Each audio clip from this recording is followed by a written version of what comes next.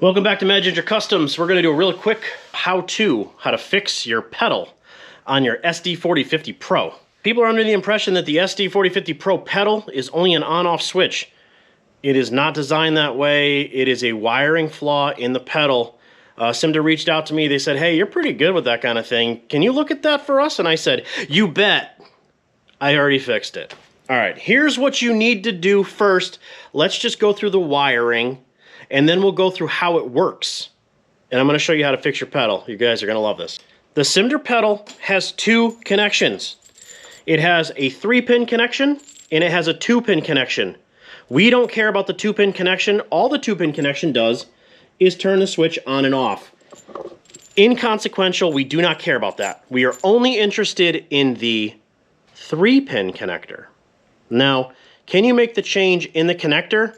Maybe. But what you need to do is verify a few things first. I'm going to show you what you need to do if you want to just do it in the pedal, okay? I did it in the pedal. It works great. It's easy. A couple butt connectors. You could solder it. That'd probably be the better bet.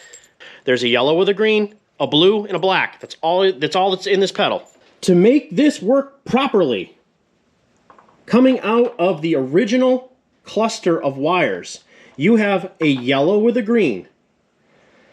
When you start off, the yellow with the green is wired to the rheostat on the pedal stem with the gear on it. That is incorrect. You want to cut the blue and the yellow and switch them. The yellow with the green should be plumbed into the blue in the front rheostat. This is the front rheostat. The blue should go to where the yellow with the green is on the adjusting rheostat for the pedal. That's all you need to do is switch them. Another thing you need to verify is where does the black wire go, okay?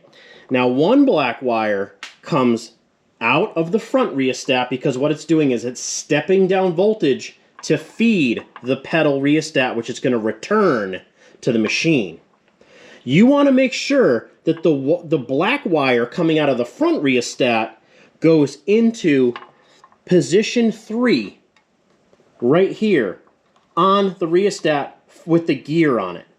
And then you're going to make sure that your center rheostat wire is the return wire for the harness. So the black coming out of the harness should go directly to the center on the rheostat with the gear, and the black far right wire should go to the front rheostat. If you can verify that your wire comes out of this harness and goes into the center rheostat wire, all you need to do is cut the blue and the yellow with green and switch them.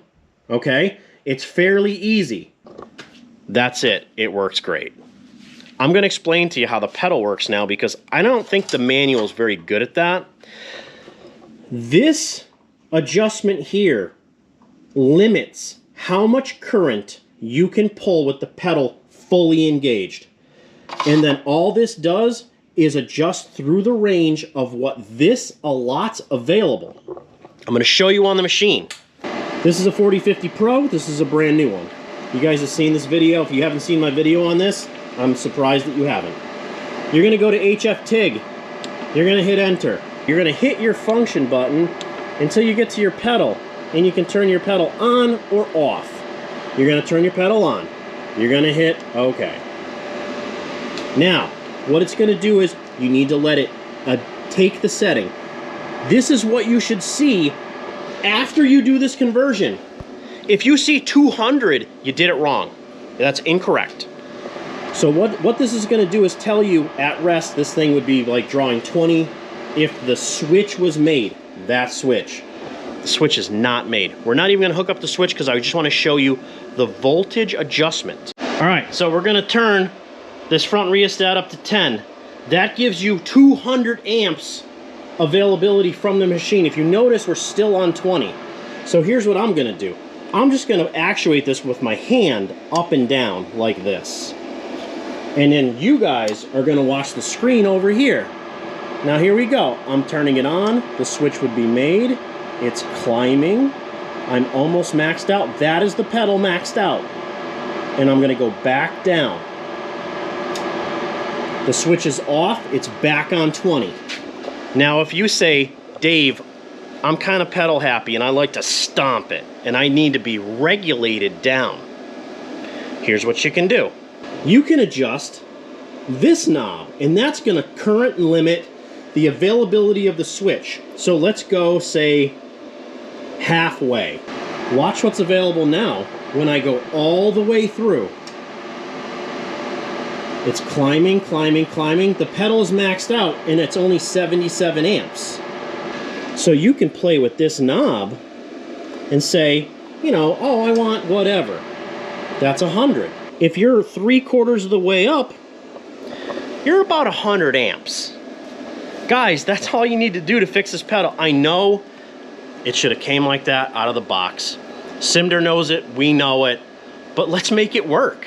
Let's use it. That's all it takes. Switch 2 wires, make sure the black goes in the center, right there. It's fixed, works like a champ. Remember guys, I am going to post a wiring schematic on our Facebook page.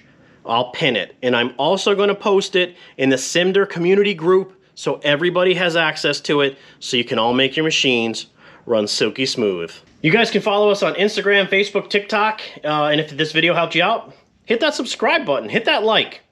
All fixed. And guys, if you watch my YouTube channel, we do all kinds of stuff with all kinds of welders, all different brands. I'm not paid by Simder to show you this. I'm doing this because I want you to have a functioning, correct machine. And just remember guys, like every other video, if I can do this, you can do this. Thanks for watching.